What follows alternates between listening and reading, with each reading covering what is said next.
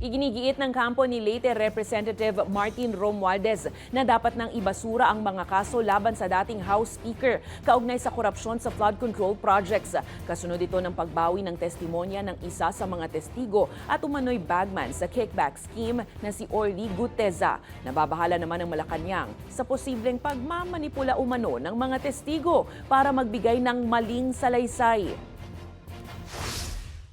Naghain na sa Office of the Ombudsman ang kampo ni dating House Speaker Martin Romualdez ng karagdagang kontrasalaysay laban sa alegasyong nag-uugnay sa kanya sa flood control corruption. Kasama ring ihahain ang pagbawi ng salaysay ng umano'y bagman na si Orly Guteza na dating nagdawit kay Romualdez sa eskandalo.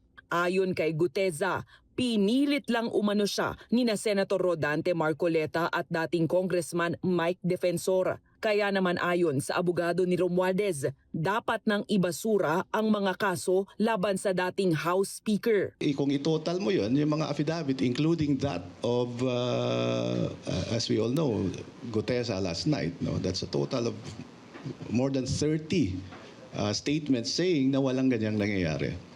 Sa ebidensya po, no, hindi po pwede yung haka-haka. Inihain din ng kampo ni Romualdez ang 25 affidavit mula sa umano'y dating mga security aid at driver ni dating Ako Bicol Representative Zaldico. Laman nito ang pagtanggi sa akusasyon ng tinaguriang Maleta Boys na hinatiran umano ng male-maletang pera si Romualdez.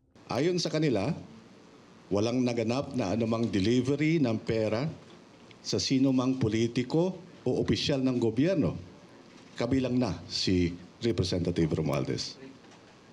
Hinikayat lamang sila na sumali sa isang grupo ng mga testigo kapalit ng pera. At may mga affidavit na inihanda para sa kanila. Ayon sa Malacanang, nakababahala ang pagbawi ni Guteza sa kanyang salaysay. Na merong nagmamanipula, di umano, nagmamanipula sa mga tao para maging false witness at ang offer ay pera. So, medyo nakakabahala ito dahil sisirain ito ang justice system natin. Ayon naman sa Office of the Ombudsman, hindi nakakagulat ang pagbaligtad ng salaysay sa high-profile cases. Dagdag pa ng anti-graft court, mayroon pang 28 testigo na makapagbibigay ng impormasyon ukol sa pagkakasangkot umano ni Romualdez sa flood control kickback scheme.